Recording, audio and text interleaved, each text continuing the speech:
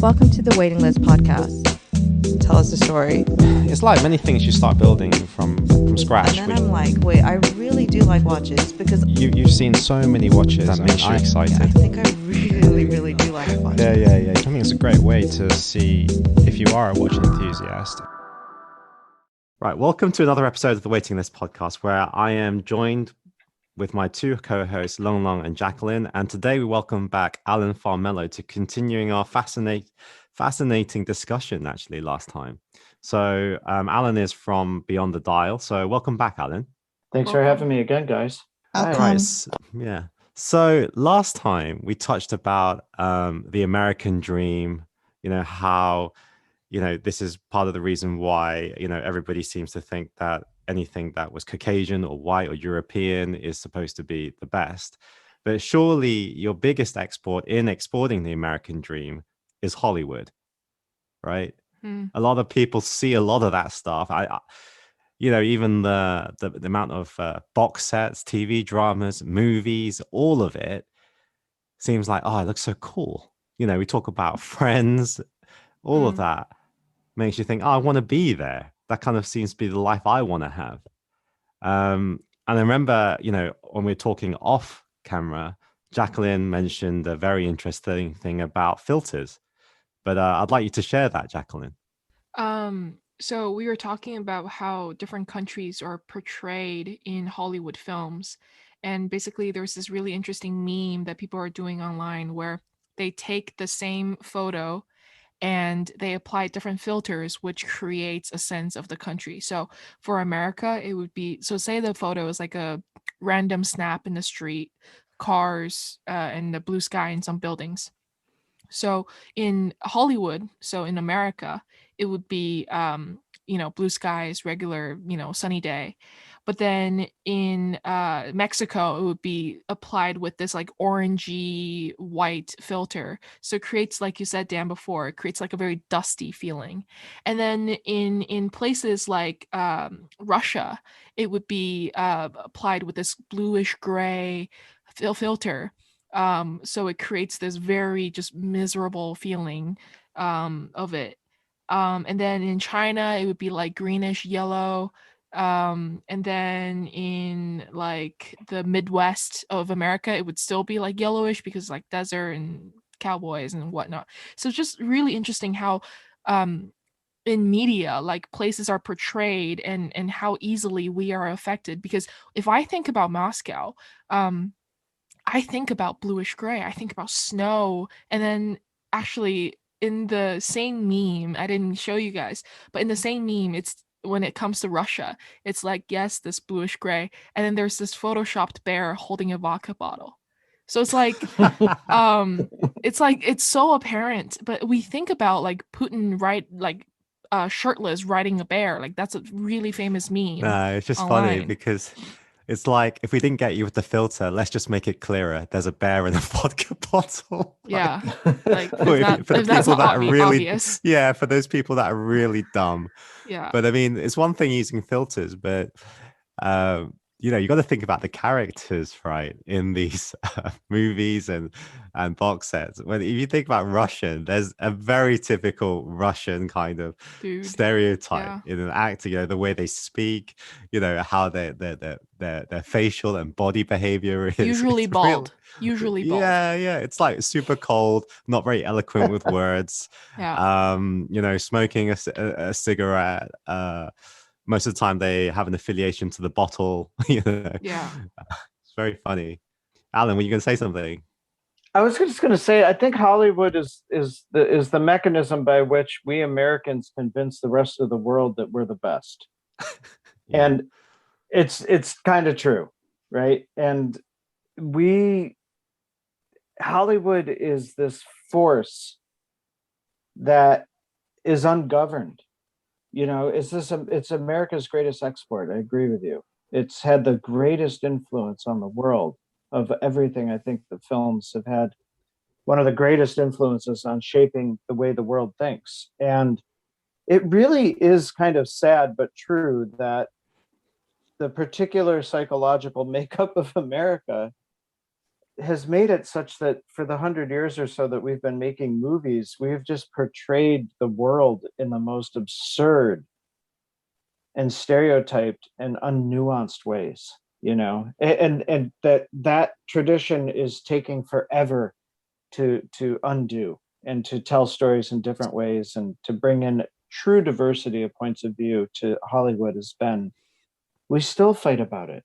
They still don't show up at the Oscars because so and so didn't get nominated or this or that. Like, it's like the race in America and portrayal of anything through Hollywood is still so contested and fought over. And everyone seems to understand that, yes, this is how America creates meaning for the, like, almost the whole world, you know, because American movies are.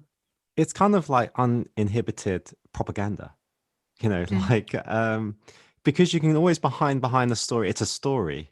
It's not real, because you admit it's not real. But then, you know, people get brainwashed by it because you don't question it. Because you, in your mind, yeah, it's not real, but actually you're still processing the information that's coming through your eyes, right? AKA the movie The Interview, where they fly over to kill Kim Jong-un. Like, it's a joke. Come on, guys. But yeah. Yeah, Long, please come in. I want to say that did you guys watch the third Transformers, or the latest one? I lost count on how many they made. Okay, yeah, me too. So I'm thinking, is it the third one? So in one of them, you can see that it was financed partially by a Chinese company. Yeah. And part of the requirements for a Chinese company to invest in a US film, and for that, so the conditions the Chinese company put on Hollywood and the film producers is that, one, all the Chinese actors and actresses have to play good roles. So none of them can be like the evil person in the film. And then the backdrop has to be one of the cities which are approved. So it's like Shanghai. So there's a scene on the Bund, Chengdu, Chongqing, all the big cities, like their national parks and everything. And they and then they can never get killed in a gruesome way. So there's all these conditions set to put the Chinese in a good light. So this kind of goes back to the point that, well, I was always thinking, like, you can slowly see the world is shifting. The Chinese have money now, and they're slowly being able to actually control some of the US, even though, like you said, like, Hollywood is really good. It's really good for propaganda.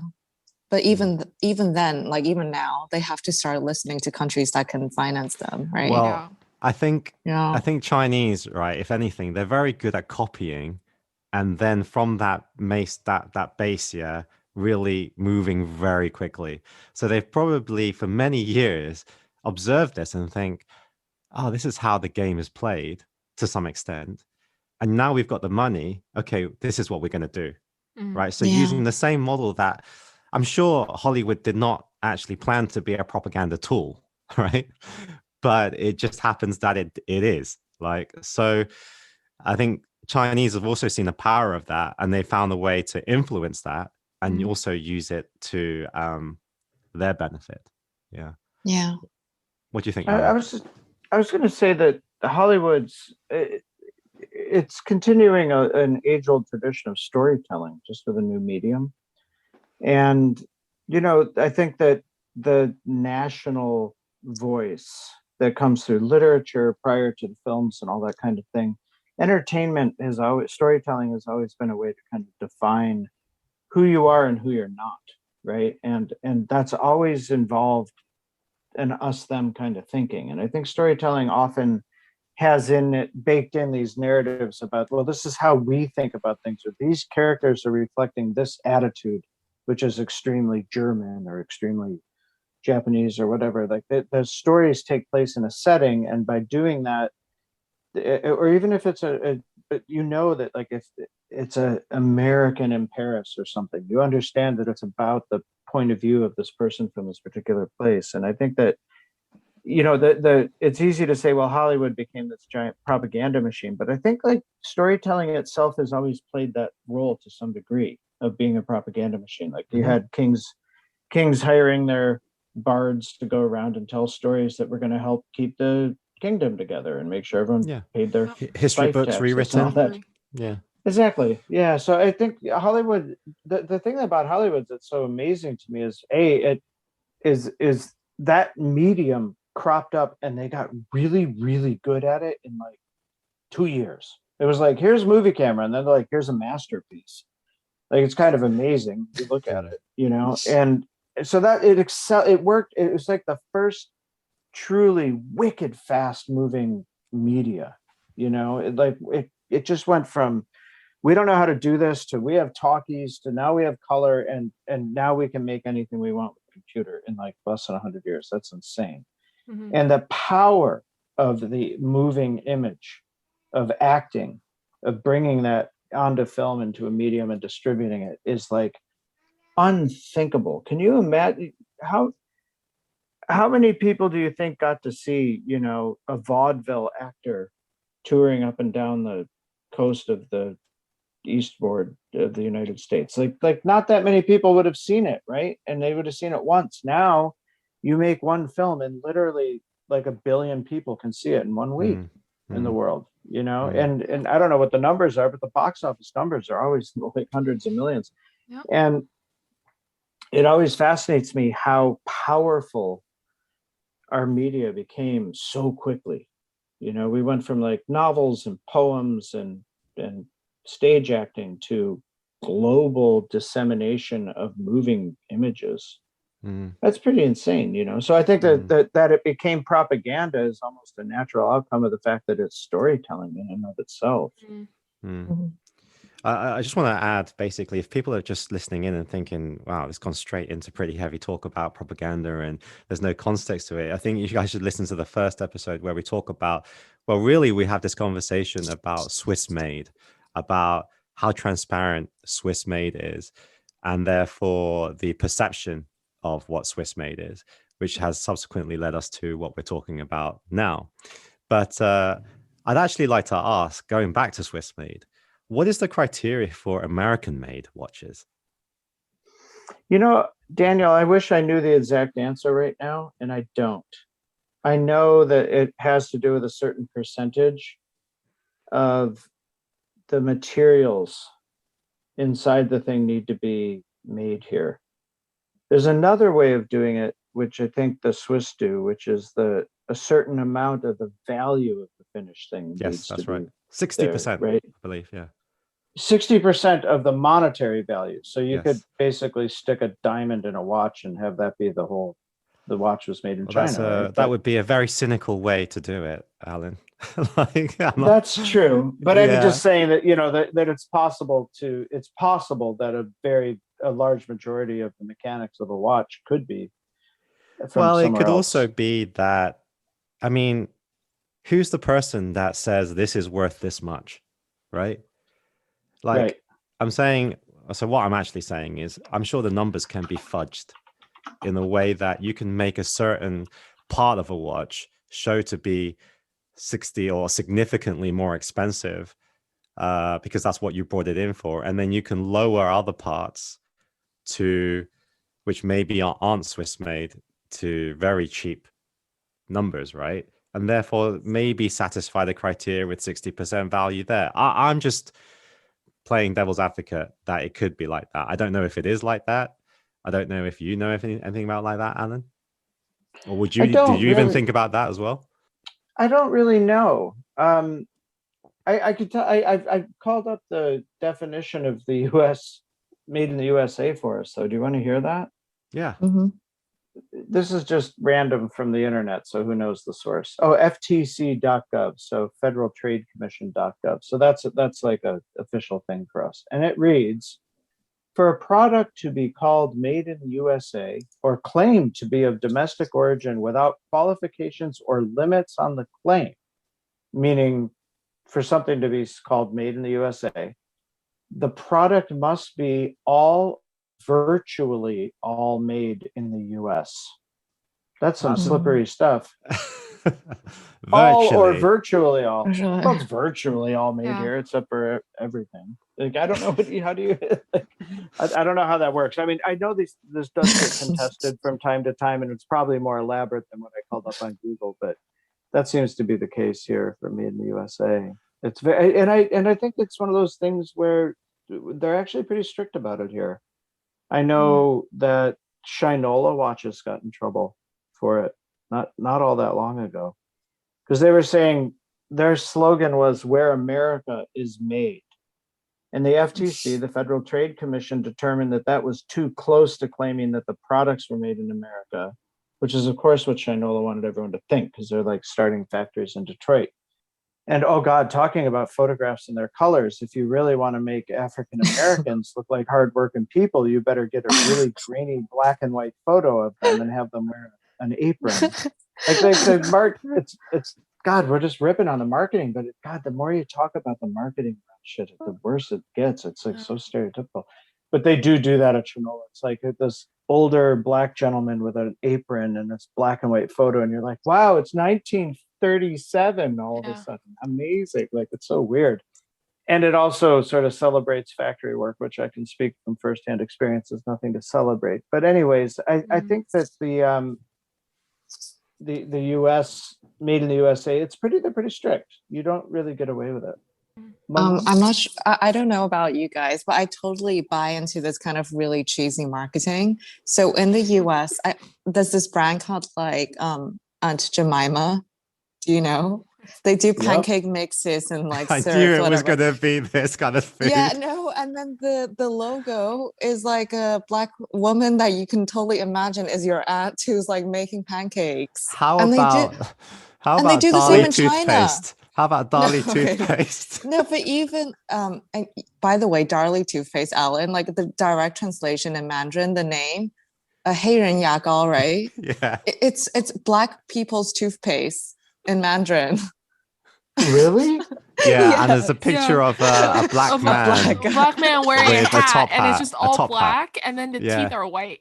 Yeah, because he's got white teeth. Jacqueline, can you Google the picture and show Alan on your Wait, phone? I grew up using 黑人牙膏, so that picture is I still use it. I use it. I occasionally use it. You guys use black man's toothpaste? Yes. So it's a black wow, man. that's very forward. So it's a black man, and just the teeth are white. You see that? Oh my God, do you know how horribly racist that is? That's horrible. As an American, I can tell you that shit was made illegal like 50 years ago. That shit went out in the civil rights movement. So this is the branding. It's literally called black people's black people's toothpaste. I would like to say that this is as mainstream as Colgate. Yeah. You can buy this anywhere. Yeah. This isn't something that is niche. Yeah, it's a household. It's like you see, biggest household name. Supermarkets and Lung, you know that Aunt Jemima just got, like, they took it away, right? It's gone. No, I had no idea. You didn't know this? This happened like this month. They finally said we can't do this anymore, and the reason is that Aunt Jemima is actually a really racist caricature of a slave, like the woman from a slave family who lived with the white people to take care of them and make their food. Oh man. And so that do-rag in her hair, the whole image, and the bottle is shaped like Aunt Jemima. When you say like your nice aunt that takes care of you, that's because you're the white child of a slave owner, and that's your slave. Oh man. So that's gone. Terrible. So maybe that toothpaste has conditioned you guys to like this racist shit or something. No, but it's really no, it has, because I was literally, me and my friends were talking about this yesterday. Chinese people are by far, tell me if I'm wrong, the most racist. Like I agree. It's not that they more than white people in America. Yes, absolutely 100%. I absolutely. It's not that they. It's just I thought we're the best at everything. We're the most racist. I swear. We to can God. even because at be least racist. Yeah, at least you are aware. At least you are aware. Yeah. Well, I'm aware. I don't know of the rest of this. No, I would say it's such a topic, right? Like it's such a mainstream topic that I would say, yeah, of course, there's going to be some people unaware, but I would say percentage of the population, I would say, are more aware than, let's say, in China of it being incorrect. Yeah, because Daniel, because you're Chinese right. people do.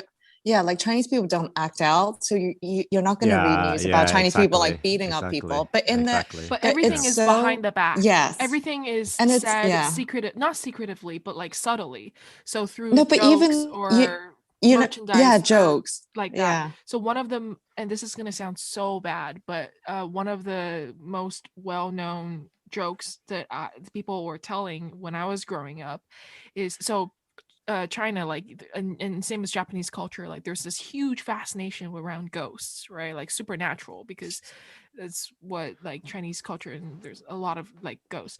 And then so there are a lot of ghost jokes. And one of the jokes that I heard growing up was, somebody was walking down the street one day and they saw someone like smiling at them, and they started running, but it just turned out to be a black guy because it was dark and he just had teeth.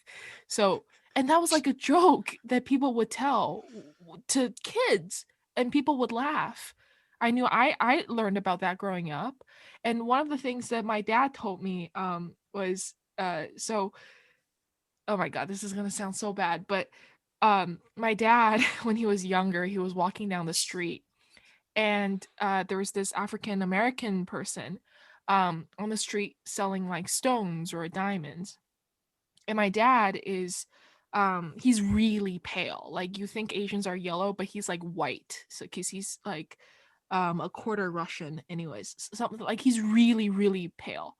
And he walked by that person and he was with his friends, and he just jokingly said, oh, 这个黑人怎么这么黑啊? So basically like, oh, why is this black person so black or so dark?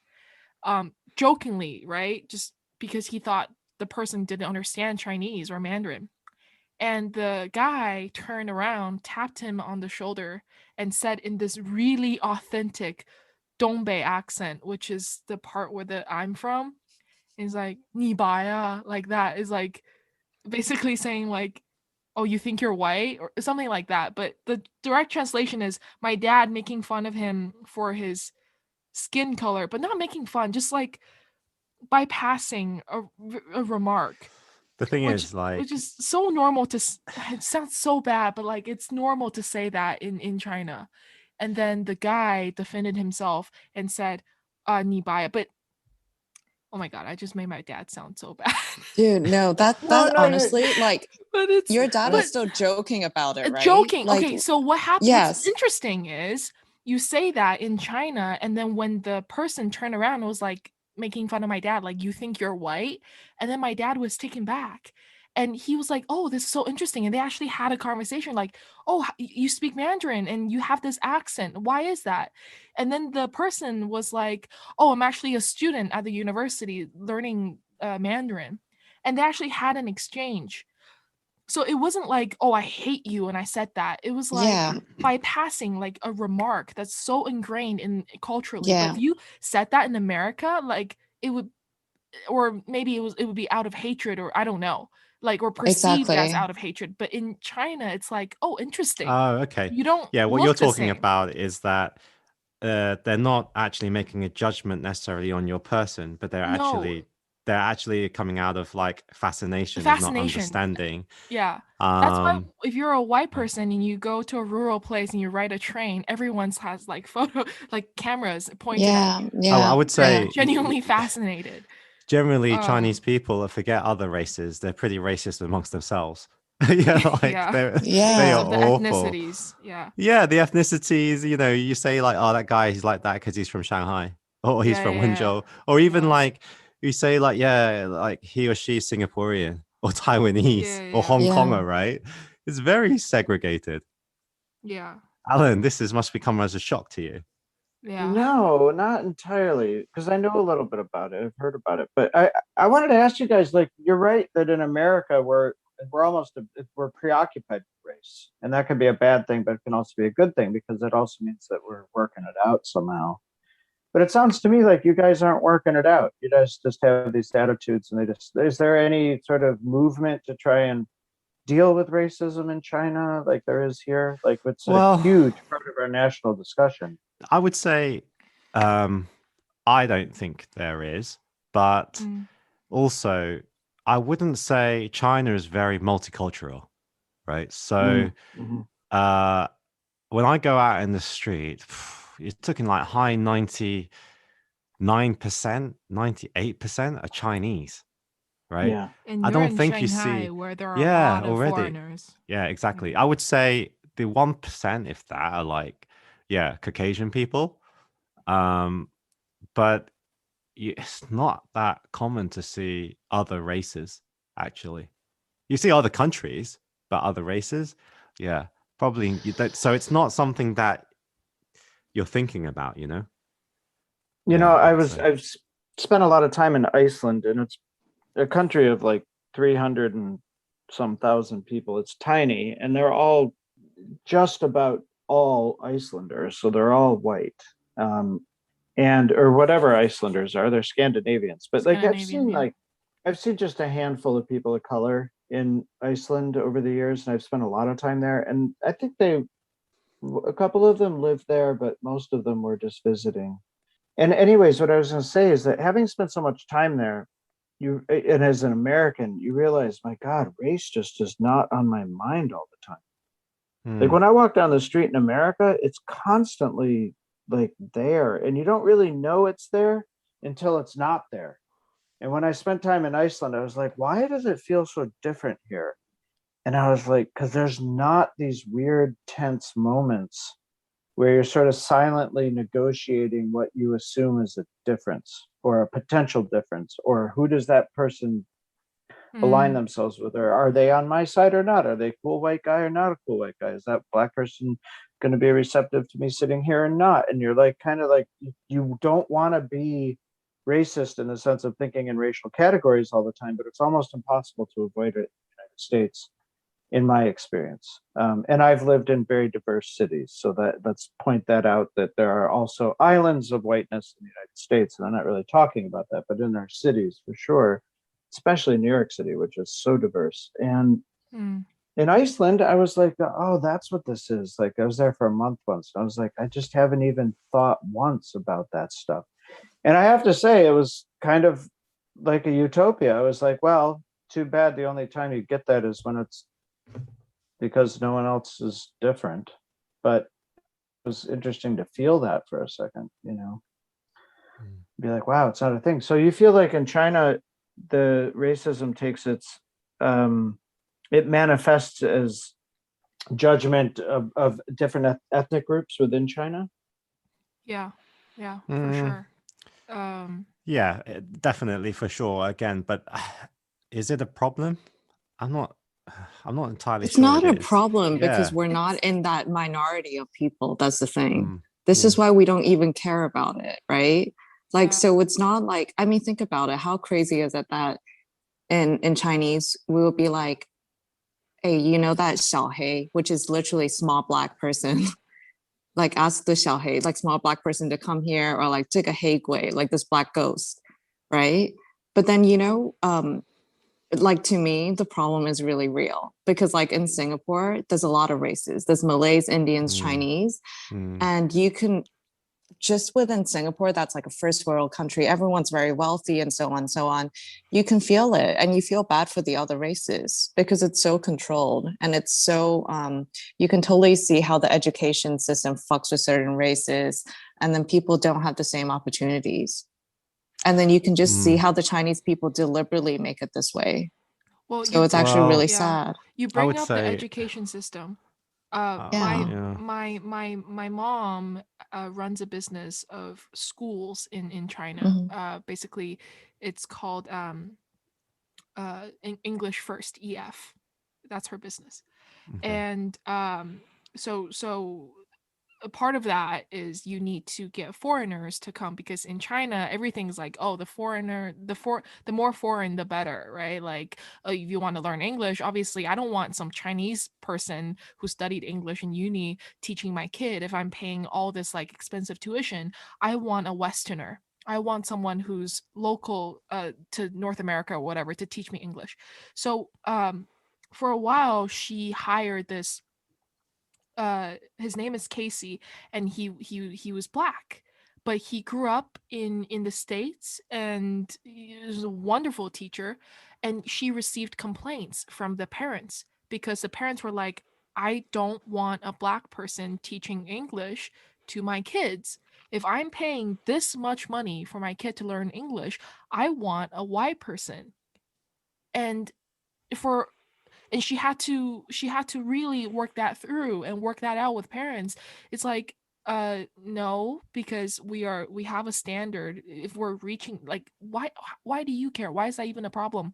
But in China, with like, I don't know, like there's just something with parents thinking like, I want my kids to be in a safe environment, and having them in the same classroom with a Black person is somehow not safe. So it's yeah, it was yeah.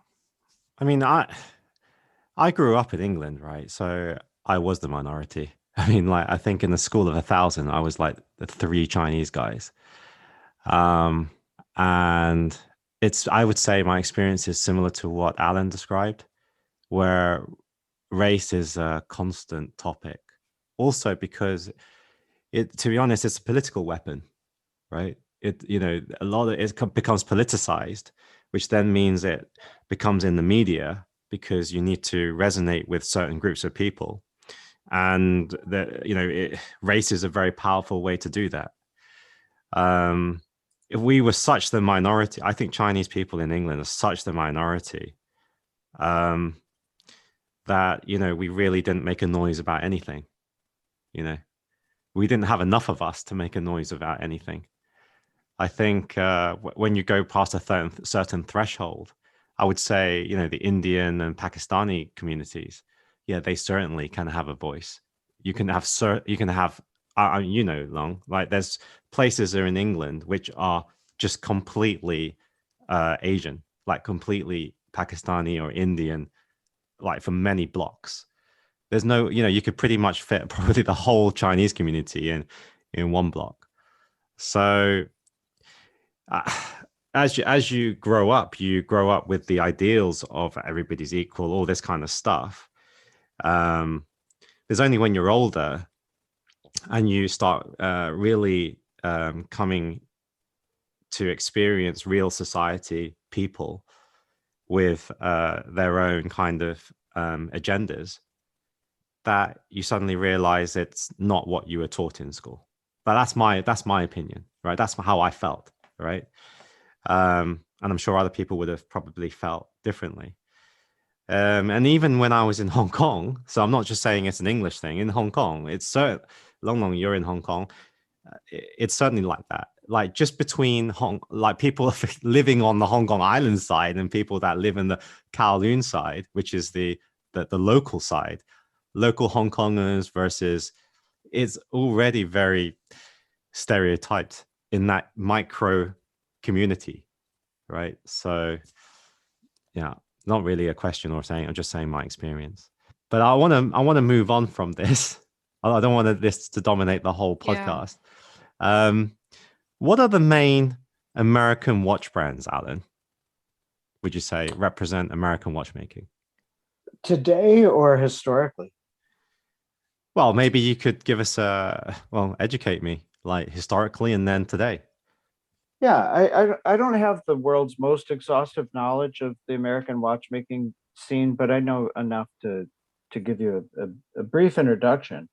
So historically, we more or less kept pace with Europe because we were in constant communication with Europe, and we were largely Europeans by the time we were making watches. And it really started as clocks. And you had a number of clockmakers and pocket watchmakers in this country. And we were one of the first places to industrialize watchmaking. And so yes. I can't really point to a lot of American watchmakers like a Breguet or like a Jacques Drouot or somebody who was this amazing Enlightenment era tinkerer who came up with inventions and all of that. If that person exists in America, I don't know who they are. The famous quote unquote watchmakers in America are the ones that industrialized it. And I think that the big companies that came up first were Waltham watches in Massachusetts, and Elgin Watches, which is in Chicago area, and I'm pretty sure. And I know these things, but I get insecure stating them. So I'm like, is that the right place? But I'm pretty certain. Certain Elgin is Chicago, and then Hamilton in Pennsylvania in Lancaster, Pennsylvania is a big one. And they're considered the Rolex of American watchmaking. And Hamilton pocket watches can be exquisite things going back. And then they got into making wristwatches, as everyone did at the same times. But it was the industrialization of it that was really interesting. And we had companies like Timex, which grew out of an older clockmaking company and watchmaking company. And you had IWC, was an American formed company that then went over to Switzerland to produce. So you have these are sort of the big brands. And then Bulova was the other big one, which was started by Joseph Bulova, who was an immigrant to America, and kind of the American dream story. He came over around the turn of the century, and my grandfather did, and formed Bulova in New York, just from the ground up. This guy had a little repair shop, and now it's Bulova, the real one. So we have, those are sort of the main brands. There's other brands, of course. There's some interesting brands like Alsta is an interesting one I'm learning about lately. We're publishing some collector guides at beyondthedial.com about Alsta coming up. And that brand is another smaller one from America, and they used a lot of Swiss movements. So they were sort of a later brand. They never really got into manufacturing. But so long story short, I think that American watchmaking, the reason you never hear about somebody paying millions of dollars for an American wristwatch is that we didn't make that kind of wristwatch, really. We didn't get into haute horology or fine watchmaking, as that's sometimes called, or even really all that. It was always assembly line, it seems, even though it wasn't always that way. If you really, really needed an accurate marine chronometer, you bought one that was imported from England or Switzerland. And so Americans were wealthy, and they wanted Pateks, and then it became Rolex. And, they weren't necessarily even in the luxury end of things. We were doing what everyone does, going for the European stuff, because we perceive that to be the really good stuff. My father, to put this in perspective, my father was a Bulova man. I have his 2 Bulovas that he wore throughout his life. And he is somebody who grew up during the Depression, and his attitude towards things like wristwatches was, well, you should have a nice one because you should look nice. We don't want to be working people and look all crummy, but you shouldn't spend good money on the damn thing. You should you should go for value. So he wore Bulovas. My father could have afforded whatever by the end, but he was a Bulova guy. And Bulova is that industrial made watch that is really reliable and really innovative. With the Accutron, my dad had an Accutron. It used to hum, and I'd listen to it. And so I feel like American watchmaking is the story of American industry in a lot of ways, in that it really cropped up in the 1800s with the Industrial Revolution. That's when we came to any kind of dominance in the wristwatchmaking world. And today we're really left with, from the original ones, we really only have Bulova and Timex left. What about Hamilton? Movado? Is Movado American? They're kind of a funny one to me. I don't totally understand Movado. I thought Movado was American. Maybe Yeah, I got to figure that out, because I feel like Movado's history is really complicated, right? Like they have, let me just look it up really quickly. It's really interesting that you talk about the industrialization, because in the Patek biography, it does talk about how Patek went to America, and Waltham is mentioned in the book, and he saw how Americans had industrialized watchmaking and managed to standardize a lot of the manufacturing process so that they could do a lot of scale. And actually, he was in admiration of that. And the book also, because of Patek's affiliation with Tiffany and Co. Right. It also mentions that Tiffany also tried to, well, initially they were distributing for Patek, and obviously the watches would say Tiffany and Co. And then Tiffany actually then tried to set up a watchmaking unit manufacturer in Switzerland. But but it was very unsuccessful. And I think, it lost a lot of money. And I think it was shut down in 2 years. I may be wrong about that, but it was shut down very quickly. And Patek then, sorted that all out for them because of their relationship with Tiffany. But it was highlighted in the book that, America, their contribution to watchmaking was the successful industrialization of the watches. So Movado, that's American. originally, it's a Swiss brand, started in 1905. No, it was started in 1881 in La Chaux-de-Fonds, and it changed its name in 1905, and then in 1983 it was purchased by North American Watch Corporation. And so that's... So before then, it wasn't American. Before, right, it was only American starting in 1983. That's why I was like, I don't think of it as an American watch brand. That's a rare case of a Swiss brand becoming an American brand. It usually goes the other way, like with Hamilton. Hamilton is now a Swiss-owned brand, obviously part of Swatch Group, and they have, they've owned... Hamilton's an interesting one, actually, because I think of Hamilton as like that's the Rolex of America, is how we think of it. And the reason is that they really did make incredibly high-quality watches, even though it was industrialized watchmaking. And Hamilton, I used to collect Hamiltons. I had so many of them back in the day, and I still have a couple left, but I used to have just buckets full of them because they were all over the thrift shops in America. But the Hamilton company kind of fell apart after World War II because, like we were saying on the previous episode, the effect of the war was that we weren't making watches anymore, and the Swiss were doing it.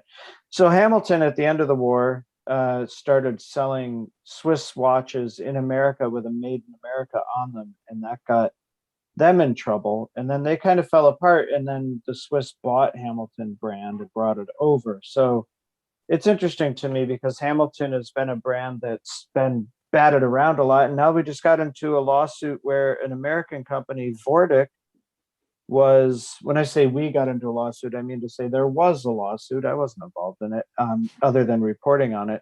And that lawsuit was Hamilton suing Vortic Watches of Denver, Colorado, in the United States, for putting old Hamilton dials and movements into new cases that were made in America.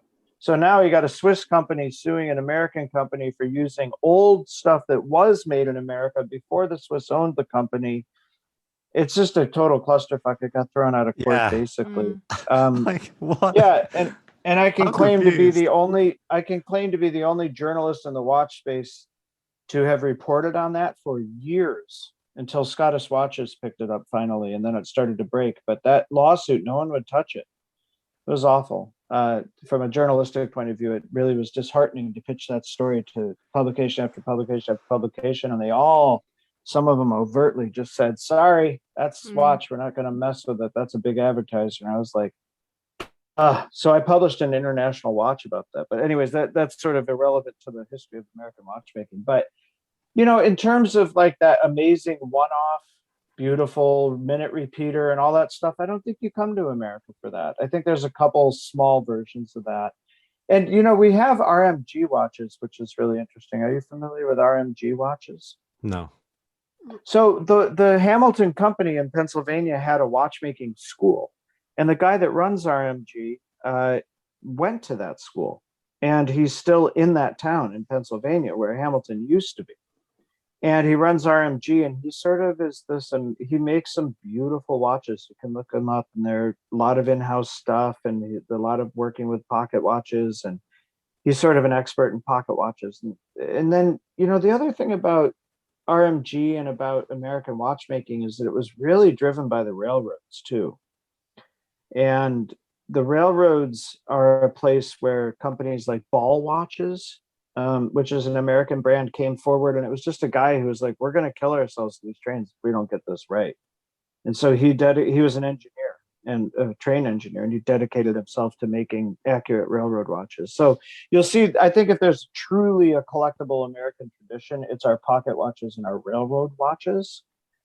But by the time wristwatches came about, we started to industrialize. It was like it was too late for that. Like, so the companies that were making all those amazing railroad watches sort of just continued to industrialize and industrialize and industrialize. But those railroad watches could be incredibly accurate from back into the 1800s. And there's some amazing movements to be seen from American brands that were building those, because the only real requirement we had other than the military was for the watches to be accurate for trains. Otherwise, they were just civilian watches. They didn't need to be perfectly accurate, And so those railroad watches seem to be where the high craft is, in my opinion, for American watchmaking.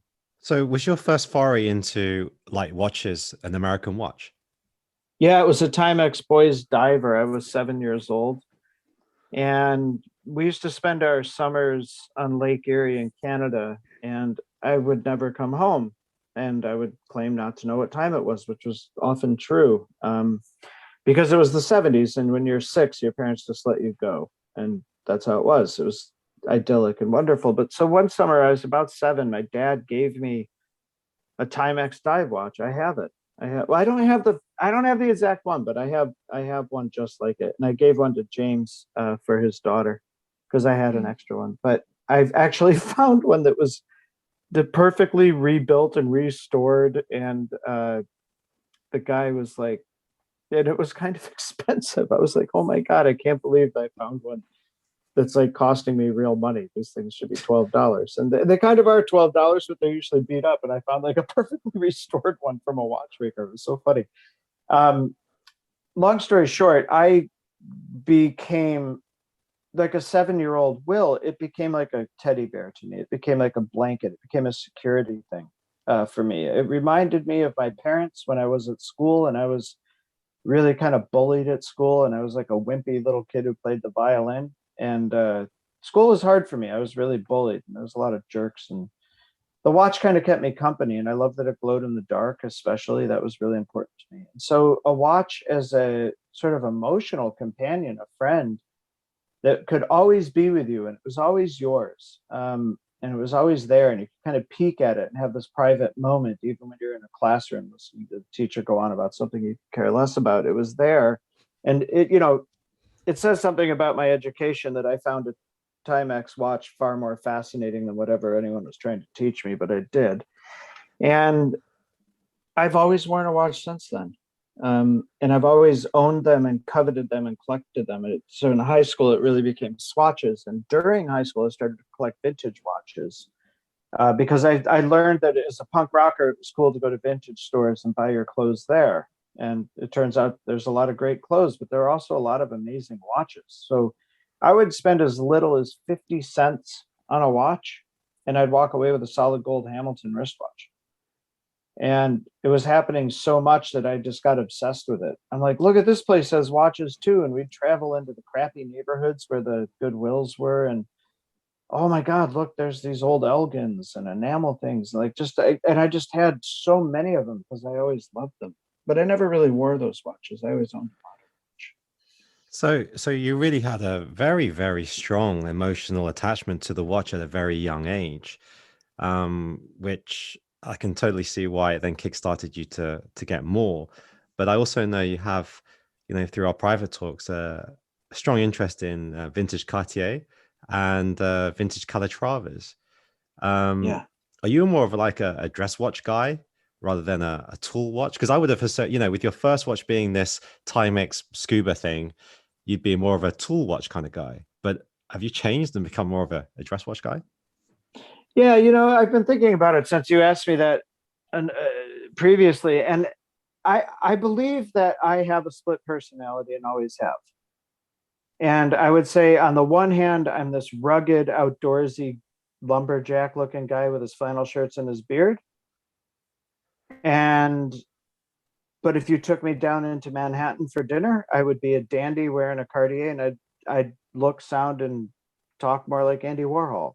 And I always sort of have been the sort of sporty, outdoorsy guy by day, and I've always been sort of the club going, fancy dude by night. So I'm realizing that it's really been a split personality for me. I also am not somebody who ever felt that sports watches, that tool watches should be worn to a nice dinner. It's not to say I don't do it, but like when I go to nice dinner and I put on some nice clothes and I'm going to sit down, or I'm going to a club, or I'm going to see some jazz, or I'm doing something sophisticated, I'm going to a cigar bar, or whatever my New York night out is, that super sophisticated guy, I gotta wear a dress watch, because I go to these things and I just look down at like a giant Seiko dive watch and I'm like, this is disrespectful to what I want to be doing. And it's like I inherited this 20th century attitude from like the 50s and 60s. I must have got it from my dad, but it's, for me, the dress watches have always been so incredibly cool.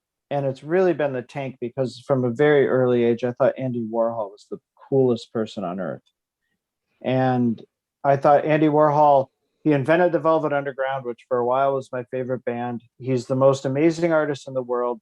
He's totally girly and gay, and he's yet powerful and famous. And I was really, not gay, but I was like really teased and girly and artsy, little kind of femmy kid. And I was like, that guy knows how to turn that into power. And he wears a Cartier tank, and he has Calatravas, and he has all, I was like, that's cool. I like that guy. So I've always had this, I don't know what to say, but there's a sense of elegance that I like, that I like to inhabit when it's nighttime. And there's a sense of rugged, I'm going to go out and ride my motorcycle and jump into a quarry off of a cliff and do all this other stuff by day. So I need a dive watch or something for that. Yeah. So it's I have a very traditional dress sport watch dichotomy, I think, for me, but it's something I am only realizing. I'm only now realizing how antiquated those ideas are that I have about watches. They're pretty old guy. They're fairly old guy ideas. Like, you should be able to. I was going to pitch in and say, actually, I feel quite similarly, but not because of a certain era that I feel. I don't know if that's the right way to describe it, but if you wear a suit, I think aesthetically, it doesn't look as good without a dress watch, like a leather strap watch, right? So I know people that wear a suit and they'll put on like a Royal Oak and Nautilus. Yeah, it looks okay. But to me, I think it's elevated if you go the dress watch route. Just like, and people will say, oh, but you're still going back to the 1940s. And maybe that is the case, right? That whole aesthetic around that period. But it's just like saying, if you wear a suit, yeah, you could wear very expensive sneakers and you can sort of get away with it. It looks quite nice. Yeah. But if you wear leather shoes, proper leather shoes, it's not really, for me, on the same level. That whole, if you're going to wear a suit, it shouldn't just be confined to just a suit, right? There's a whole thing that needs to go with that. You don't wear a suit and don't do your hair, for example, right? So I think it's, rather than saying it's an antiquated thing, it's actually a whole, if you're going to dress up like that, have that costume, then you need to get the details right. Because it is about the details when you wear it like that. And when you go out and you don't wear that kind of stuff and you're more casual, it really isn't that much about the details. So I kind of agree with you on the dress watch thing. If you wear a certain attire, I'll go a step further and say that I think wearing a big tool watch along with a suit, or like going out to dinner or something like that, I think it's a statement. And it's a statement I really don't want to make about myself. And I think that the statement made wearing a dress watch with more formal attire is a statement I want to make about myself. In other words, I think for me, the really big sports watch with the business attire or whatever kind of looks like Wall Street to me. Like, I think of the finance world a lot when I think about that look. And I think about professional athletes. And I think about, to be perfectly honest with you, and I don't know if it's an accurate thing, but what I think about, what it brings to mind for me is a machismo that I neither aspire to nor possess. And a dress watch, like if I put on my tiny little postage stamp Cartier tank, it says exactly what I want to say to the world and to myself. So it's impacting the way I feel and the way I think, which is I'm cool. I don't need to make a big statement here. I'm chill. And it's a very private thing to have a small dress watch, I think, because they're more for you and less blingy and less. It's so funny. The solid gold Cartier would be less blingy than a Seiko dive watch, but I feel like the dive watch is trying really hard to assert itself into being manly. It's like an SUV, of watches. And I'm like, I want to show up in the little two-door Benz and just have the valet park it discreetly for me. I don't need the big SUV watch. So with your split personality, what would you say your most special piece in your collection is to you? Is it that Timex, or is it something else as you've developed as a person? The Timex, if I had the original one that my dad gave me and didn't just buy this one like it, I just couldn't find it. I bet you it'll show up one day, and that might be the most special one for me. But I'll be honest with you, I bought this Grand Seiko that I have on now for my 50th birthday last year. Mm-hmm. And it's a Grand Seiko SVGH269. So it's the one with the red dial that's meant to look like a floor in a temple with the autumn leaves reflecting off the black lacquer and all that stuff. Boy, you want to talk about companies pushing Asian aesthetics in American markets, talk about Grand Seiko, right? It's like a big thing, but we can talk about that another time. But I think this might be the most special watch I have because I loaned it to Greg, who writes for Beyond the Dial, it's just for a little while, but then because of COVID, I didn't get back for like 2 months. And when I put it back on, I was so blown away by it a year after buying this. I'm completely blown away by the level of finishing on the Grand Seiko. The fact that I splurged and got myself a real watch, quote unquote, for my 50th birthday meant a lot to me.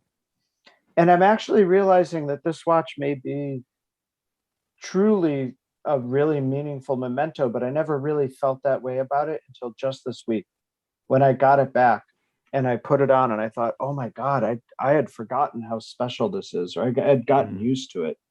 And then the other watch that's really, really special to me, I have so many of them that I could go on and on, but the other one that's really special to me is that I own a 1972 Rolex Datejust 1603 with the steel bezel. Mm-hmm. And I bought that. I've told this story before, but I'll tell you quickly because your listeners might find it funny. But I was still incredibly inebriated after a night out in Nashville with my best friend, Andy Baldwin. He's a music producer, and we were traveling cross country because he was moving to LA, and I drove across country with him, something I hadn't done since I was in my 20s.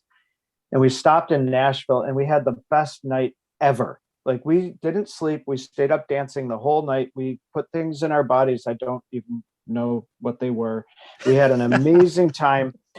And the next morning, he says, we have to go. He's Australian. He's like, mate, I got to take you down for this weird coffee. It's got like turmeric and tonic. And it was like the weirdest shit I'd ever had in my life. But it was really fucking good. And it was in this fancy fucking hotel. Like, it's called, what's it called? It's in Nashville. It's super nice. The only really super fancy place. We go in and we get this coffee, and I look across the lobby. There's a little gift shop. And we go into the gift shop, and sure enough, there's a case full of vintage Rolex. And I walk up to the case, and I saw this Datejust, and I said, how much is that?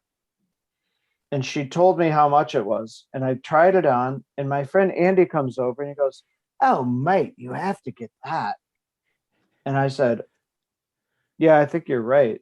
And I was like, it's actually a really good price. This is like Nashville, not New York. And he's like, I'll tell you what, I got paid in cash for my last gig. Let me go get it out of the cost so we get rid of some of that cash. So I just bought it in cash. So I just randomly, drunk and high, walked into a shop at 10 a.m. in Nashville and laid down cash and paid thousands of dollars for my Rolex and walked out with it. And the woman behind the counter was like, they must be drug dealers. They must be criminals. Like, she was so nervous. She's like, I don't know if we're allowed to take cash. And my friend Andy's like, who doesn't take cash? I was like, you got to take cash. And she was like, it's really suspicious. I don't know. Like she had to call her boss to like make the sale go through. And the boss wanted to talk to me. It was like, I just wanted to, you're paying cash for the watch. I'm like, I'll tell you what though, if you were wearing that shirt, I don't think the transaction would have gone through. Can I tell you something? You want to know something? Andy and I I was wearing a cowboy hat. I still had sunglasses on. Andy looks like he just was at Burning Man or something. He's a complete wonderful, beautiful hippie of a man with and we were dirty. We were like traveling cross country in a Subaru, tiny thing. It was like, we probably didn't even smell right. Like we were just awful. And so that's my high-end luxury boutique experience. So I have such a warmth because I love Andy. When I look at that watch, I'm like, so for me, it's got to have a story, it's got to have a thing. Yeah. But there's another category of watches that just speak to me, that have no story whatsoever, that are just like, oh, that watch and I were made for each other. And it's funny how it shows up, but I feel that way about my Bremont dive watch. Actually, it's a Bremont 40 millimeter Supermarine diver. I don't even know why. I still don't know why, because I know what it is. It sort of looks like a sub, and it's got vintage loom, and it's got red text, and it's just trying to be a sub, sort of, but it's not a sub. And I'm not that into subs. So when I saw this watch, I was like, that's for me. That was made for me. That's just me. And like people who know me well, like my friend Steven's always like, man, that watch is just you. I'm like, how is that a thing? And it is a thing because you hear people say it, right? But what is that thing? No one ever unpacks that and figures out what that means. What is it about this Bremont? Some dude in England designs a watch that kind of looks like a sub, and suddenly I feel like it was made for me. The stars have aligned and I found my watch. And it's not a cheap watch. It's not like I just bought this random thing. I had to really consider that purchase, but it's there's no story with that watch at all. So sometimes it's a narrative, like the Rolex. I mean, there's millions of 1603s out there, though mine's particularly beautiful, but it's and unpolished, and the dial is a perfect shade of yellow, and the tritium is perfect beige on my Rolex and all of that. And it was just so affordable, but it's still the story of buying it in that place. But then sometimes it's just the watch, and like a Calatrava, I have no stories of Calatravas, but when I put them on, I feel like somebody out there understood the human condition the way I understand the human condition, and they understood the balm for the human condition was going to be this watch. And when I put it on, I feel like the message was received. And I don't have a Calatrava yet, but I will. I'm saving to get one, as well as some vintage tanks. And the Calatrava thing's hard because the one I want's really, really expensive. That's the problem. I want like the first one from the first year, I want one of the first 5 ever made, which are really expensive. Like the Calatrava, so the really small, like the very first ones when the 96, but that was even before they had reference numbers. If you want the first ones, like it wasn't 90s. Right. But I'm talking like in the 40s, right? So is that then probably more than I do? Then that's 96, because from the 20s, I mean, long ago, and then up until the early 30s, the first reference serially produced 96 was say like early to mid 30s. But there were some made before that, before they even had a reference number. So I think what I forgot to say, and I didn't clarify, is I want one of the first automatic Calatravas, which came out. Were they always automatic? I don't think so, right?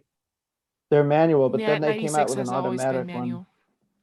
Yeah. So I guess I'm confused, Jacqueline, about the one I want. But there's when they finally came out with an automatic one, it wound itself. That's 2526. That was the first. Is that what I want? With the enamel dial. I think you're talking and about 2526. If you search it up. What year is that? That's like 50s, 60s. That was the automatic Calatrava style 36 millimeter. Okay, then you can see why I don't own one, because they're like $75,000. But then the 96 is right up your alley, I would say, because you own these vintage tanks. They're 31 millimeter. and those are manual. Those aren't automatic. Okay, okay, thank you. So the reason I want the 2526 Patek Calatrava, So you do want the And- 2526. I do. I'm Okay. sorry. I said the 96, but I was wrong. It's the 2526 because that movement fascinates me. I run the Red Bar Hudson Valley chapter, and one of our members brought one, and he's a watchmaker. And I said, wow, why did you buy that? Like, what's the appeal? It's so gorgeous. I mean, I was wearing it, just like my breath was like halting. It was so beautiful. And he said, well, this is the watch that after waiting to be allowed to release an automatic winding movement because Rolex held patents on it, Patek had like 10 years or something to develop their auto winding mechanism. And this guy showed me how good it was. And it's like, you just tilt that watch a little bit and it starts running. Like the auto winder is like the micro rotor is incredibly powerful. And like he says, there's really not been a better automatic winding mechanism since this. And Yeah. that's why it sort of fascinated me, but also because the watch itself is just pure sublime. Well, also you When I want put it the on, I feel first so at series. ease. If you want the first series, the dial is even better because of how they made the enamel. Right. It's very hard Tell to me about find. that. Well, it's very hard to find an uncracked enamel dial first series. Exactly. Yeah. Some of them have, but cracked, I don't mean like, oh, you can see it visibly. You can only see minute little cracks if you look under the loop. But because they're Right. enamel, some of them have minor cracks. But a friend showed me one, not in person, but showed me a photo of a first series rose gold 2526, and it was like immaculate in condition. And some of them, so first series, you're right, about like 70 to around the 70 mark. But then you can find yellow gold examples from 45 all the way to like 60s. But then if you find a white gold example, those are really rare. Those are, six figures and above. And then there are Yeah. also ones with yellow gold or rose gold where it's double stamped. Then with the retailer's mark, then those are also fetching like 70s, 80s, Right. depending It on could be condition. Tiffany's or some of the other ones, right? Serpico, yeah. Yep. Gobi, yeah. So that's literally on my bucket list. You know what a bucket list is? Yeah. They in New Zealand, where my wife's family is from, they actually make bucket lists. And get this, they save money. They set up funds to fulfill their bucket list. I love this. So I was like, I want to do that. I want a bucket list now. I actually want to fund it. I just don't want to make it. I want to like actually save for it and achieve it. And we sat down to make our list. Shelley's had like 3 things on it. I'd had like 50. And amongst them was to own a Patek Calatrava. But you're right. It's the 2526 that I'm interested in. And I just, to me, there's no more, you can't make a better sub-second dress watch. I think there's a reason it's copied over and over and over again. It's so good. Well, I think that's a great place to end the podcast with your bucket list. And also I think it's great right. that you've managed to bond over Jacqueline, and mainly because of how you guys smell. I think that's really, really how we smell. Yeah, you both smell quite bad. Right, but we finished. I got it, Jacqueline. How did you? Because they've been making fun of me because we've never met each other in real life. So they're like, there's something wrong with you. You either have really long armpit hair or you just smell really bad. Well, actually, you have both. Or both, or more. And they're very conducive. That pungent hair is very good at producing odors. So I'm sure that. I'm very good at producing bodily cheese. That's what I'm good at. But well, hold on. Alan, before we end, can I just ask Jacqueline a question? Yeah. Are you the one who knows about vintage Cartier? Yeah. Know about, like, I know a little bit about it, but it's something that it fascinates me. Yeah. Yeah, me too. So we have to talk more about that. at some point, Sure. you and I. Sure. Because I'm always trying to learn more, but I'm just fascinated what fascinates other people about Cartier, because I am just head over heels. Well, when you For were all talking Cartier. about oh my God. Wait, I'm blanking. Who Andy Warhol. When you were talking about Yeah. Andy Warhol, or the guy who wrote the murder book, Truman Capote. Truman Capote with wow, I'm blanking today. Who's his like really good friend who's also an author who wrote Kill Do you 'Em know All? any of these names that you're putting out? Like, he's like, Truman I can't remember Capote this with, name. I can't remember that name. I can't remember this name. Wait, I'm just drawing a blank right now. Andy Warhol, Truman Capote, and Truman Capote was writing the true crime novel with Harper Lee. Yeah, Harper Lee. This. Oh, Harper Lee. Yeah, of course. Yeah. Yeah. See, but when you were mentioning that, like how Andy Warhol wore his tank, and the famous saying of, "Oh, I never wind my watch because I wear it because it is the watch to wear." Like that. Yeah. Was basically my introduction to Cartier when I was researching about it. Yeah, that quote, Cartier couldn't have. They should have paid him $1 million to have said it. You know, Yeah. like it's just been so amazing. Like how that single quote has turned so many people on. I think having Andy Warhol endorse anything is a huge deal, but to endorse anything in fashion or watches was just totally incredible. You know, I started to research a book about Andy's watches, and he had over 300 when he died. Well, you know, Andy also had a 3448 Patek. Yes, he did. Yep. And he had weird. That was something I learned recently. That really He suits had his character. It does, doesn't it? And he had over 300 watches, and I do not believe there was a shitty one amongst them.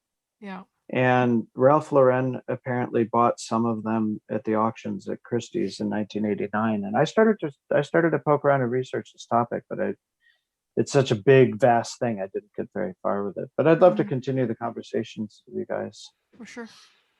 Yeah. Well, we normally finish off with a quick fire, actually. So it's 10 quick fire questions, right? So are you ready? I'm ready. I'll do my best. Okay. What's the best American food ever? Hamburgers. But even though it's German, I think. I thought you were going to say buffalo wings. No, they're not the best. They're good, but hamburgers are better than buffalo. Okay. Yeah. Aside from your own, which is your favorite watch blog out there? The one I like to look at the most? I've been really impressed with what's going on at Fratello lately. Mm-hmm. I think a lot of what they're writing is very serious stuff. It's very useful stuff. I really like what I'm seeing there. And I think Time and Tide has a lot of good things going on. I don't look at that many of them because how much time in the day is there when you're writing? But yeah, I'm going to go with Fratello right now. I feel like what they're doing is really high quality. Okay. Number 3, you spent a considerable amount of time in the music industry. Who's your favorite all-time band or artist? The Grateful Dead by very, very, very far. Everyone else is worse than the Grateful Dead. I've never even heard of them. Okay. Right, number 4. Wait, hold on. I know this is a rapid fire, but you've never heard of the Grateful Dead? Neither have I. Wait, John Mayer. Oh my God, we have to do a whole episode. Wait, no, you guys really aren't Americans. Hold on. We are. Grateful Dead with the skull logo. No? Yeah, that's one of their logos. Yep, you got it. Oh, these guys have never heard of it. I kind of love that you've never heard of it, but that's amazing. To me, that's like never having heard of the hamburger, but that's okay. Okay. Keep going. Right. Number 4. I'm glad you're going to think I'm an idiot. When you hear the Grateful Dead, you're going to go, whoa, what the hell? They're a bunch of hippies. It's okay. But anyways, go ahead. Number 4, with all the press junkets you've been to, which brand treats you the best in terms of hospitality? Oh my gosh. I'm going to go with, in terms of like luxury, everything, Hublot kind of rocks because they took me to Italy and brought me to and threw me around in Ferraris and fed me like an Italian. And I was in Florence and like, I got a Ducati to ride. And like, are you kidding me? That was an amazing trip. But it's really a tough question for me, because there's sometimes it's just the most humble thing is the most amazing experience. You know what I mean? Like, you kind of tired and sweaty and it's not all that high end, but you just have this great experience because of the people, and that's happened quite a bit, you know. But in Okay. terms of like first rate stuff, Hublot, they do a good party. Yeah. Okay. Number 5. Would you ever consider being a token white guy as a serious profession? Yes, I've considered this, and I need your help to get into the field. I think Long maybe could be my agent. I don't know. Sell me out to some Chinese Definitely. business people who need a drunk guy at their table. I'll be that guy. Okay. I think I'd be good Definitely. at it. Do you think I'd be good at it? Would I have to shave or anything? I don't know. No, you not look fine right now. necessarily. Yeah, Yeah. no. I don't think you need Maybe I won't. to shave. The beard brings experience. Wisdom. Right. Yeah, wisdom. Number 6. The main problem with the music industry, in your opinion, right now? One main problem. Everything. I Okay. believe the main problem with the music industry today is the same thing it's always been, that it is driven by the need for people to make themselves more known and more understood than is humanly possible. And what drives the impulse to make music in the pop music scene is something that I think is a little bit of a sickness. Okay. Right. That's probably not the answer you're looking for. Let me go back. No, it's fine. Spotify is my answer. I have a quick Okay. question. Like Everything is my answer. I'm bitter. the thing about sexualization of women in the popular like pop or rap. Yeah. Like is that one Okay, of the fair. sicknesses that you are referring to, or? I consider that to be a reflection of a broader cultural phenomenon, and it's a big problem for the music industry, but it's not contained in the music industry, certainly. Right. Right. Because So I another don't thing- consider it, I consider that a problem that has affected the music industry, but doesn't necessarily grow out of the music industry. Mhm. Whereas ego-driven stuff and Spotify come out of Yeah. music, if that's fair enough to say. Yeah. I think it's a huge problem, Yeah. but not only Right. there. Next one. Have you been to Asia? Where would you like to visit and why? I haven't been to Asia. I would like to go. Now I really want to go to China and hang out with you guys when you're there. Genuinely. I never wanted to go to China before, but now I really want to since these conversations. And I've never been to Japan, and I really would like to go to Japan. Interesting. Okay. Well, we'll welcome you when you do make the inevitable trip. I would have been to Asia by now had it not been for COVID, actually. I had a trip planned to Well, Japan. my next question is very relevant. Preserved egg, chicken feet, intestines, pig blood, or frog's legs. If you had to pick one, which one would you eat? Which one would I eat? Yeah. Well, I've already eaten frog's legs. I've had pig's blood. Okay. Have you had But, I mean, haven't egg? we all? And what were the other ones? Preserved Chicken egg. feet, intestines, preserved egg. Yum. Oh God, I would eat all of it together. Oh, good man. Good man. You Is it see, you're half Chinese home already. to China? Yeah. Is that all yeah. Chinese stuff? Yeah, no, it's not all Chinese stuff. But I wouldn't say like it's like, yeah. stereotypical like gross foods that you would think about when you approach a Westerner, and they would be like, "Oh, like you guys eat duck blood there," but it's not like our main dish. But it is good. Oh, okay. Yeah. Yeah. See, I spent time in Iceland, so I'm already way past all Oh, that. have They're you like- eaten the Greenland shark, the rotten? Yeah, all of it. The rotten shark, the whale, the puffin, the shag, in one meal too in Iceland. I got it all done. I told I was you, like, you are more Chinese than you realize. If you if you eat all this stuff and you're fine with it, you're already very much on your way to be the token white guy. Oh, good. My new career. I'm so excited. Number 9. Who is the person in the watch industry that you admire the most? I'll be honest. I think Edward Malin from Moser Watches. Okay. I really admire him. I really like him. I like a lot of the CEOs I think that Rolf Studer from Oris and VJ are Mm-hmm. also incredibly wonderful people that I really admire for different reasons. But the reason I say Edward Malin is because I feel like his vision for that company, Moser, is so dialed in and considered and playful, yet extremely serious, and sophisticated, yet doesn't take itself too seriously. And the watches are incredible. And that guy's father was the head of Audemars Piguet forever. And he, that, like Edward Malin, when he talks about the watch industry, it's like me talking about guitars. He has he's lived with it so closely his whole life. And I feel like that kind of nurturing of deep knowledge of the industry is pretty rare.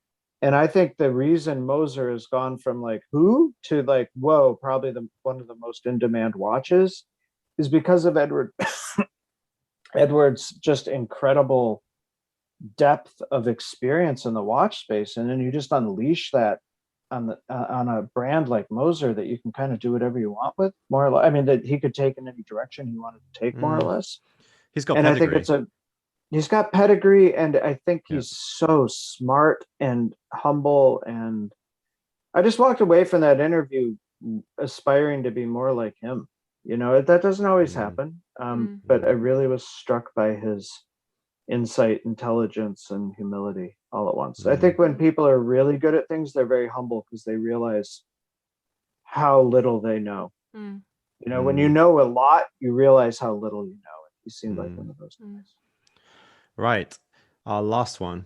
Who's the most famous person you've met in the watch industry or music industry? So who you would regard as probably being the music industry, I would guess. Who's the most famous you've actually met though? I've met 2 Rolling Stones. I've met Kate Blanchett. I was in the same room with Bono. I've been in the same room with Dylan. Like, I've met the top people. So I know some pretty famous people more. How about Michael Jackson? Too. I never met Michael Jackson, which I'm okay with. I was never that into him, and he did some weird things maybe and all that. But well, the Kardashians. You really want to meet the Kardashians, right? Oh yeah, I have to meet them. No, I've never met any. I sort of avoid Los Angeles, to be honest with you. I met Kris Jenner. In LA, in Monterey. And I was there for a Bulgari event, and she was there with like all her girlfriends, and Kate Hudson was there, and I was like, I was talking to my friend. I was like, can I get a picture with Kris Jenner, because it would be so funny, because like it would be, I have a photo with the woman who birthed 80% of the popular media in America. But then she went away really quickly. But then Kate Hudson stayed, and we had dinner together. But by meaning that, like, she was on the other table, and I was just like creepily looking at her. And then at the end of the night, it ended with a really good artist coming on the stage and singing, and she actually stood up and sang with her husband, who's also a musician. I think her husband, her second or third husband. Yeah, why are we talking? Wow, that's a pretty good one, because we're talking about all the famous people. Yeah, my the most famous person I've met, definitely without a shadow of a doubt, is Cristiano Ronaldo. And when I say I met him, I actually wasn't in the same room as him. I wasn't like across the table with him. I actually met him because he was shopping, and shopping in the Harvey Nichols, actually, in Manchester. And I walked past him, and my friend who's an no, I didn't notice him. And my friend who's an Everton fan, we were going down the escalators. So we were on level 4, and he's, oh, did you see that footballer? And I was like, who are you talking about? It took him until we got to level 1 that he said, oh yeah, I remember his name now, Cristiano Ronaldo. I was like, what? So I ran all the way up to level 4 again, and I saw him, and he was just looking, he was undisturbed, just looking through clothes. And I said, hi. Yeah. And then I got a photo with him. Yeah, that was amazing. Wait, Like this was before he was as famous as he is now, but he's like very famous. So if anybody in America doesn't know who he is, I guess he's kind of like probably even bigger than Tom Brady, right? So I met Justin Bieber at Coachella, and it wasn't like I went to It's see like he him. was on stage. No. It wasn't. I was there to see him. I was there. Did you meet him on the met photo him. album? No. I met him as he was my friend and I, which to give you a little bit of background, we bonded. The reason why she's become like probably my best friend is because of Justin Bieber. Like we bonded over Justin Bieber. So her and I were at Coachella and we were complaining, and it was my first time there. So I was like complaining to her about the weather. I was like, this is getting way too hot. I need to get into the shade and get like a coconut. And so we were talking about that as I saw this shirtless, tatted guy from the peripheral vision of my right eye. And I was like, okay, don't turn around. So she was facing me, right? And Justin Bieber was there. I was like, I think Justin Bieber is right behind you, but don't turn around that quickly because people hadn't noticed that he was there because there's so many people and the music is loud and it was daylight, broad daylight.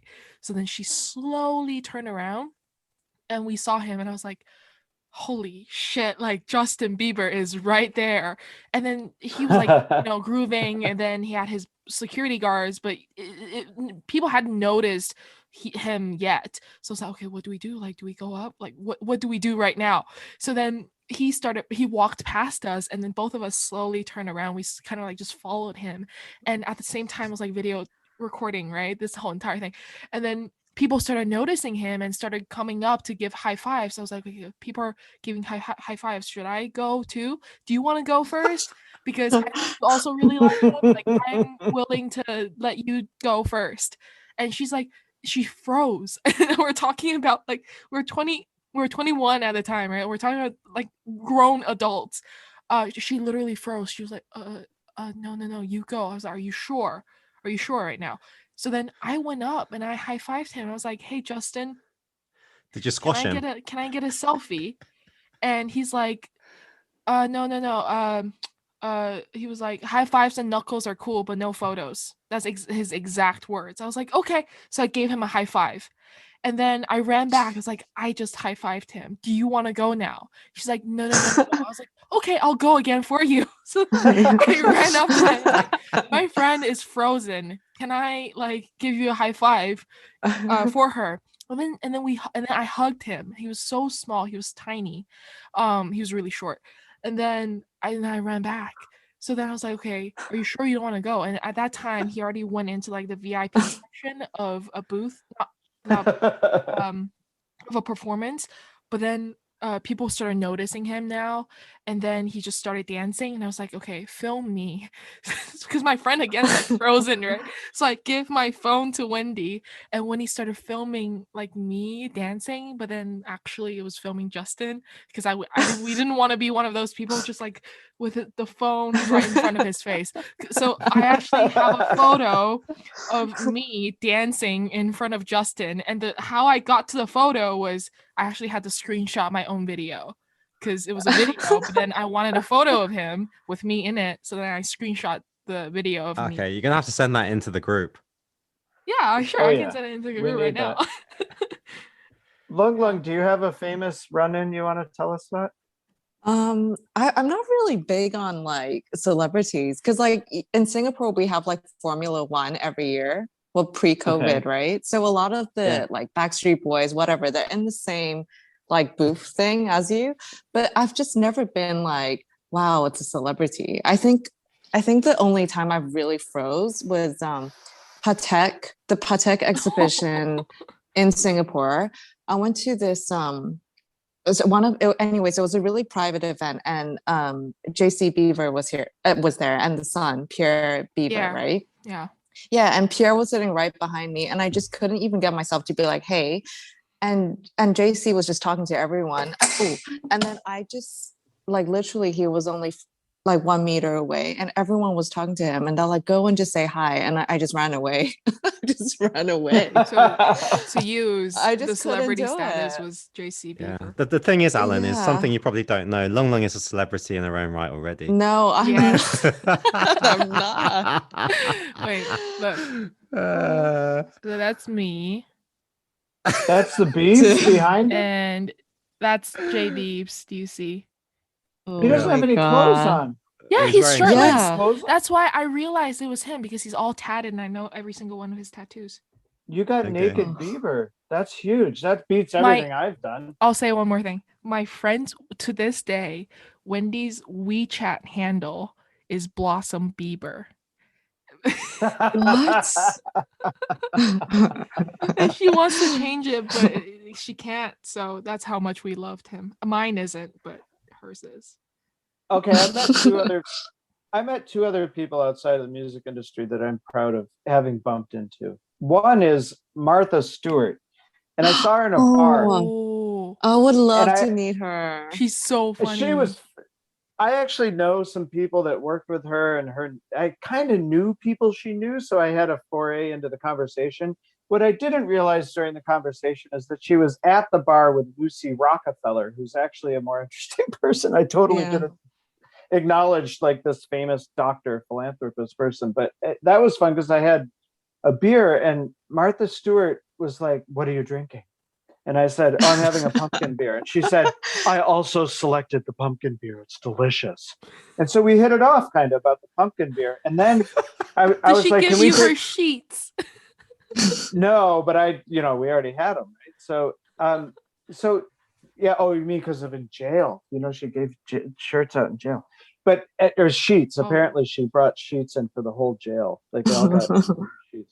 Anyways, I had this conversation with her, and I just trying to do a selfie, right? Yeah. And my phone, I had just gone from Apple over to Android, and I couldn't get the camera to turn around. And she's like, she was really snotty then. She's like, "You're taking a picture of your beer." And I said, "I know, I just got this new phone. I don't know how to work it." She goes, "Well, what kind of phone is it?" And I said, "It's an Android. I just bailed from Apple." And I'm like, why does she even give a shit? And so she's like, "Oh, really? You bailed on Apple? Why'd you bail on Apple?" And I was like, "Well, I thought their product they're so expensive. It kind of sucked. I like this phone better." And she goes, "Oh, that's very interesting." So I find out later that Martha Stewart got sued by Apple for tweeting negative things about their phone. Oh wow, I didn't know that. I also Yeah, they didn't came know after that. her, and it was like a huge freaking lawsuit. And I told my friend about, my friend was like, "What'd you talk about with Martha Stewart?" Because they were all there watching. I was the only one that had the guts to talk to her. And I Honestly, told them like, yeah. Listening to And the my- story, it sounds like Martha was hitting on you, like the Yeah. tone and the way she was speaking. No, Why'd you like no. what? Like, Then what are I you did that drinking? all What are wrong. you No, drinking? it was the opposite Yeah. of it. It was But I can more like totally just imagine her tone. No, it's totally No, her. she- The she- voice is her. Yeah, the voice. She's Yeah. very stern, but also Yeah. that woman at the time was like 75. She was so beautiful.